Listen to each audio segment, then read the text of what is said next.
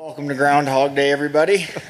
Let's say, what a weird couple of weeks, months. I mean, it's been a crazy stretch for you, man. What's this whole experience been like for you? You know, the night before a fight is the absolute worst. You don't get any sleep, so all this was doing is just a little bit of practice, you know, just going through the motions, getting ready, but then not, and then getting ready, and then not. And then it's funny, after the Joe thing 2 weeks ago, Dana was like, nah, go have the weekend, you know, go enjoy the 4th with the family.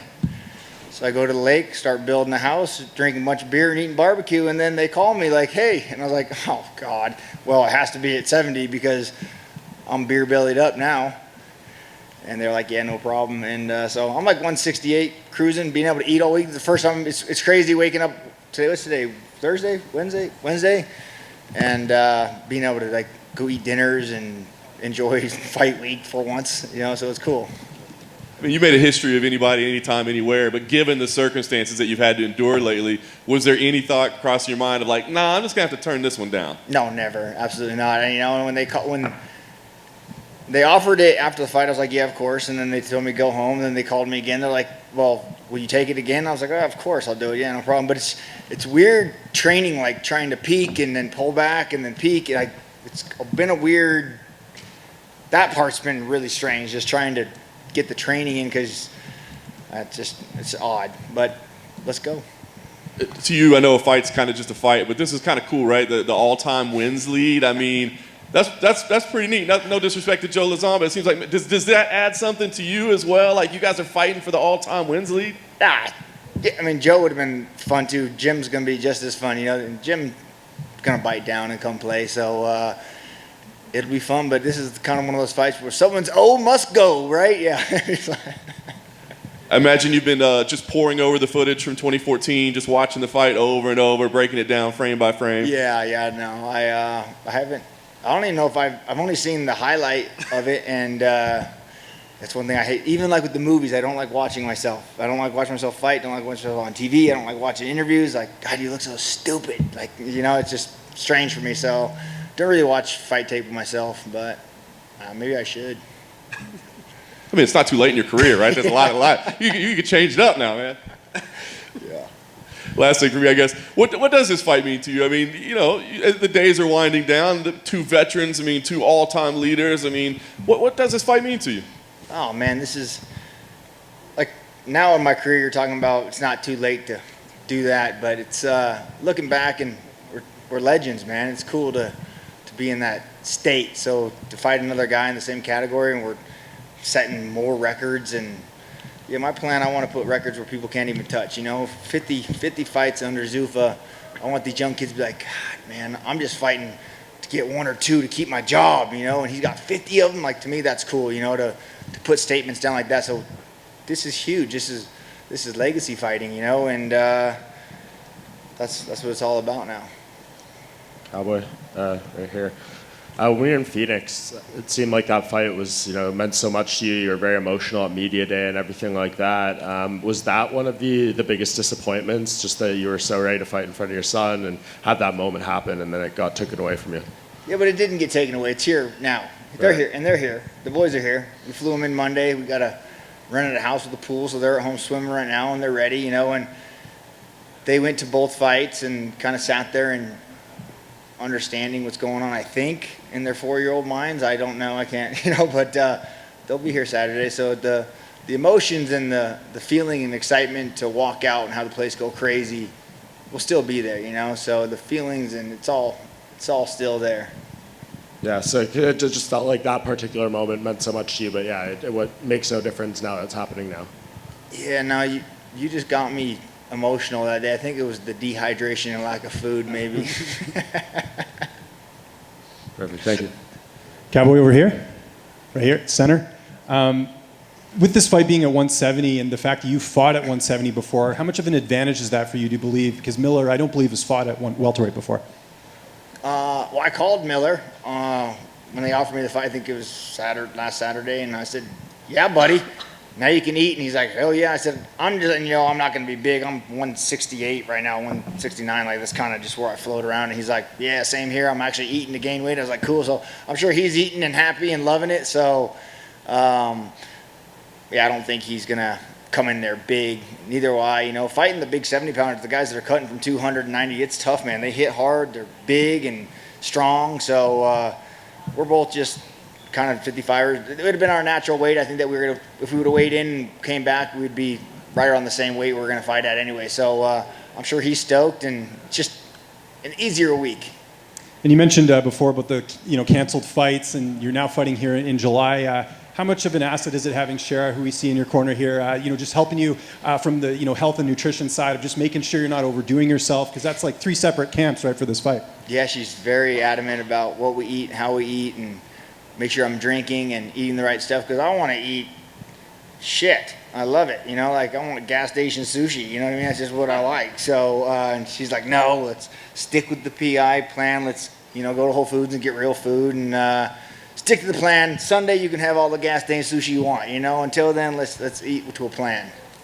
And just last one for me here. What does it mean to be a part of this, big card? Like, again, I know it's not ideal with having the fights moved around, but to be a part of this card with 2 title fights, and now you're on this card, how special is that for you at this point in your career? Yeah, when Dana called me, he's like, I would love for you to be on ABC. I was like, yeah, of course. Dana, listen, I just want to fight in front of a live crowd. You put me the first fight, the last fight, the middle fight, I don't care where on the card I fight. The people watching at home, it's cool. But the people watching in the crowd, that's what I like, the energy and the roar of the thunder. It's a different thing. So where I am on the card and the ABC, that's awesome. I don't mind doing that at all. So, but fighting, I was just looking at the roster the other day, like, wow, he's fighting. There's a lot of, this is a big one, International Fight Week and giant card, million eyes. So my kind of party. Thanks for the time. Cowboy, is it funny that you're at the stage of your career now where you can text and call all of your opponents as soon as you get signed to fight them? Yeah. I mean, and most of the guys I call and text are cool anyways, So yeah, but I was like, just hit him up like, what's up? He's like, hell yeah, it looks like we're going to dance. I said, let's go. He said, so. But yes, it is cool to be friends and friendly with everybody. So I enjoy it. I'd rather be on that relationship and then go in there and do work than the other way. I guess if I hated him, I could still just send him little middle finger emojis every day just to get at him, but are you planning on after the last couple of times you're going to text him on fight day and be like, you are okay? Yeah, I should call him like, everything good? I'm good. You good? Cowboy back here. Thank you, sir. What have you made of Jim's recent run? 2 finishes in a row against a couple of up-and-comers. The guy's still doing the damn thing all these years later. What have you made of his resurgence, if you will? God, that would mean I had to watch fights, so I have no idea, to be honest. I apologize to Jim. I just have no idea. But good for him. I'm glad. That's awesome. I have so much shit going on in my life that following other people, what they're doing, I don't focus on any of that. You want to hit that magic number of 5-0. That's the number. That's the one you keep mentioning. So I'm curious, if we get to that point and the phone rings after 49 and the UFC calls you and says, hey, this is number 50. You get to fight whoever you want. Who's that going to be? Oh, I thought you were going to ask me if they call me for 51, and I'm going to say, all right, I'll be there. Probably. Oh, I don't care. It doesn't matter. I never gave much for the opponent, but just whoever wants to have some fun, and hopefully it's a big New Year's card or another 4th of July card, a big 50, a nice blowout, a nice goodbye. And but the opponent, whoever wants to bite down and have some fun. Is that 5-0, is that like the last accomplishment that you have? Is that the last box essentially that you need to check, or is there something else you feel that you haven't done at this point, which is kind of weird to even ask or think about? Yeah, it's kind of weird to ask and think about, but now 50 is a pretty solid number for me, and it's fun now not fighting for anybody but myself. Like, I don't have to worry about anything. I don't have to go out there and try and, this one's for you, Grandpa, this one's for you. I want to show my submission game's good. Like, man, how about Cowboy, you just go get 50 because, goddamn it, you want 50, So that's kind of where I am in my life now. Hey, Cowboy back here. Obviously, with all that rescheduling, I have to imagine, the after party, all of that other stuff, that's twice that you didn't get to follow them. Has it stayed the same through all the changes, and is it still the same for Saturday? For after party? Yeah. Oh, yeah. I think people think I'm like an alcoholic and I like to party and drink. I think I put the wrong impression out there. My after fight Saturday night is go get something to eat and go to bed. That's usually, all my friends are always like, where's the party? I said, I don't know where you're going, but I'm going to bed. So, yeah, there's not really an after party. Sunday, I'll drive home. Monday, I'll go back to the lake, and I'll be at the lake. So that's kind of my after party is the lake. And nope, I went to the lake after last, so nothing changed. So, but as far as going out and partying and chasing women, I got a mama at home, and I got 2 boys that want to go swimming. So we'll probably just go do that. When you first had your son, everything was, you talked about the new motivation and everything else. Is the motivation any different fighting, knowing you have 2 kids as opposed to 1? I got 3 now. I got 1 on the way.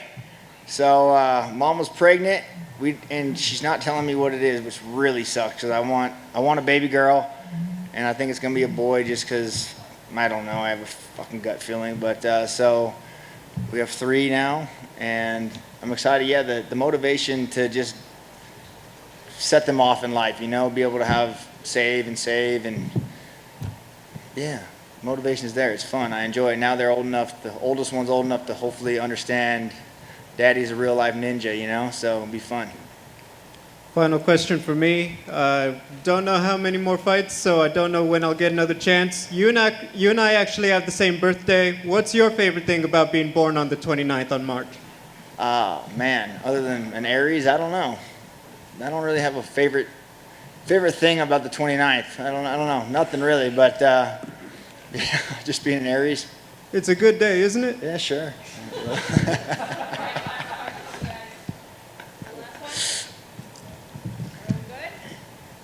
We got him.